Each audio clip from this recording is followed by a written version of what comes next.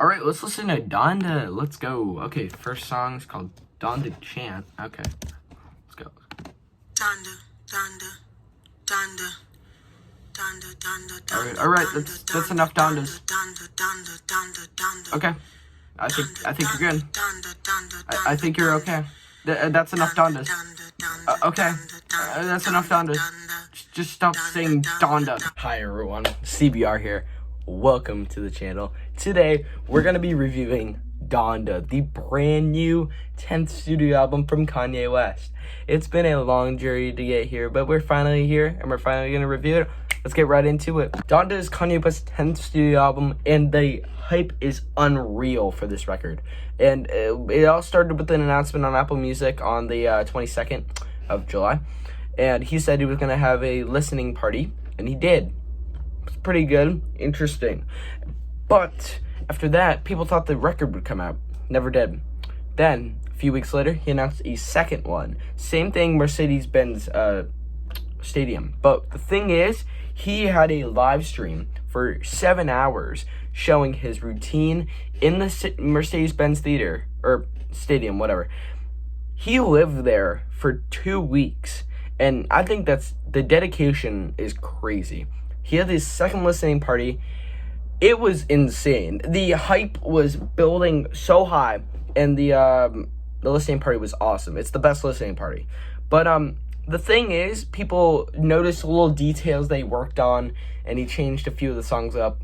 But then the next night, there's no record and no album, and I was even up, videos up here, but I was literally up for the record release, and it wasn't there, so I was very confused, and yeah, it never dropped. But then we get to August 27th, just the other day, we get an announcement, August 26th, we get an announcement from Kanye. This is not a drill. Donda release party, listening party, the third one in Soldier Field.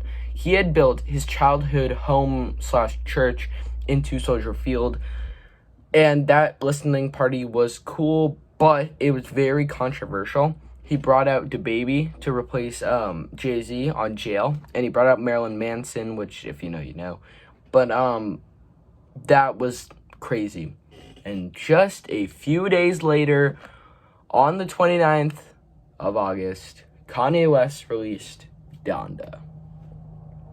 And it's awesome. Donda is a highly anticipated album, and it shows. The record is great, actually, and I'm very surprised. And by the sounds of the 3 listening parties, the record had already sounded great, but now it just sounds better that it's already out.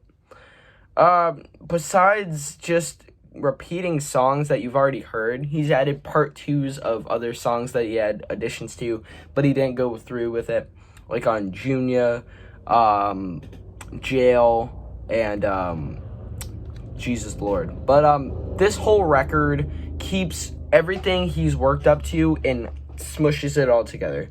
He takes the lyricism and controversy from My Beautiful Dark Twisted Fantasy and the Jesus influences from Dropout and Jesus is King to the gospel sounds of his older and newer work, and he pushes it all together to make Donda. And Donda is great. It's a great tribute to his mother, and she should be proud of him. The thing is that I found with this record, it's clean. There's no explicit version, and I thought that was really weird when I first, downloaded it. And I think that was actually a good direction because it is a Christian album. But I was very surprised because they bleep out a lot of stuff, but in the listening parties, they didn't. So I'm very confused about that. But now we're going to go track by track. We're going to actually highlight the guests that aren't appeared in like the featurings and stuff. So I looked it up on Genius. I listened to it, and we're going to go through it. Here we go. So, for the first track on Donda, we got Donda Chant featuring Selena Johnson, which, if you know, you know. All Falls Down, one of Kanye's biggest songs. That is Selena Johnson. She's on that track. This song is very annoying, and it goes on for like a minute, and it is probably the worst track on the record, I would say. Just skip this one. It doesn't matter. Next, we got Jail featuring Jay-Z and Francis and the Lights. There's actually a part 2 I'll get to later, but this song is one of the best songs on the record. It's amazing. With the hard, you know, bassy, rough production and all that. It just makes this song feel like a Yeezus outtake, but it's actually a good song. And I know Yeezus is a pretty good or bad album. For me, it's pretty good. Also, I'll be doing a tier list of all the Kanye albums coming soon. Maybe today or tomorrow, I'm not really sure. And I will be doing ranking every Kanye song. And Donda's not included. I didn't get the time to do Donda, but I'll let you know at the end of the video what all my rankings are. Next, we have God Breathed featuring Vori. Vori is actually on this record a lot, and he does a lot of good vocal takes. But this song is probably one of his best, except for Jonah. Jonah, he does really good on. But this song is pretty good. I like the whole gospel vibe, I guess. Yeah, sure. Next, we have Off the Grid featuring Playboi Carti and Fivio Foreign. This is another highlight of the record. Well, I'll say it's a highlight. It's not one of the greatest songs on the record, but it is a top tier. I would say like A tier. S is the best, obviously. But Off the Grid has good messaging, good lyrics. But Kanye spits a lot of good bars on this one. But yeah, I think it's pretty good. Yeah. Next we have Hurricane featuring The Weeknd and Lil Baby. This was actually a single, but this was like the first announced song on Donda. This is probably I would say third best, second best song on the album. The great messaging that and the singing that The Weeknd sings in this is just great. And I loved Lil Baby's part, and Kanye's part was good. This whole song is good, and I think it's one of the best songs on the album. Next we have Praise God featuring Travis Scott and Baby Keem. Baby Keem's kind of lame, but Travis Scott and Donda putting up some bars. That was pretty cool. And I loved the song since I've heard it. So this is a top song for me. Next we got Jonah featuring Vori and Lil Durk. I just mentioned this song, but I love the hook on this one, and I love the production. And yeah, the production on this record's amazing. And I loved this song's messaging and all that. So great song. Next, we got OK featuring Fivio Foreign, Lil Yachty, and Rogue. I don't know how you say it. Or it's Roga, actually. Sorry. This song is just whatever for me. I feel like Lil Yachty's part is okay. It's not that great, but it's okay. The whole, I just don't really like this song that much. Kanye's part isn't that bad, though. Next, we got Junya featuring Playboi Carti. This is actually my favorite song on the album. It's because I have a special sound for it, I guess. Special meaning.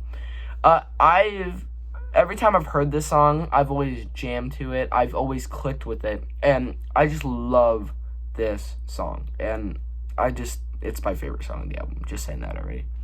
Next, we have Believe What I Say featuring Lauryn Hill and Buju Banton. Lauryn Hill makes a little cameo in this. And her part's okay. She's very cool, but I do like the vibe to the song. I like the cool vibe. Next we have 24 featuring the Sunday Service Choir. This song is a perfect enough gospel song. It's showing Kanye spill out his faith, and I really like that, and I thought it was great. And I think the Sunday Service Choir did great, and this whole song's great. Next we got Remote Control featuring Young Thug. The song is ruined by the ending with the glob man, whatever the heck that was, and no Cudi. But still, it was a pretty good song, especially with the changes to the lyrics about remote control like a CEO instead of like is sinking gold. So pretty cool. Young Thug is still great on this one. I still say that, and one of my favorite songs since the beginning. Next we got Moon featuring Don Toliver and Kid Cudi. Cudi's actually on this song, and he's great. This gives me such huge hopes for a Kids See Ghosts sequel. I really hope they make another one. But Don Toliver's hook gets a little annoying after a while, but it's still pretty good. Next we got a 14th track. Oh yeah, there's 27 tracks, just saying. Heaven and Hell featuring 20th Century Steel Band. They're not credited, they're just there, I guess. This song, I did like Kanye's parts on here and his rapping. I thought it was good. Next we got Donda featuring, this is a long list, just saying.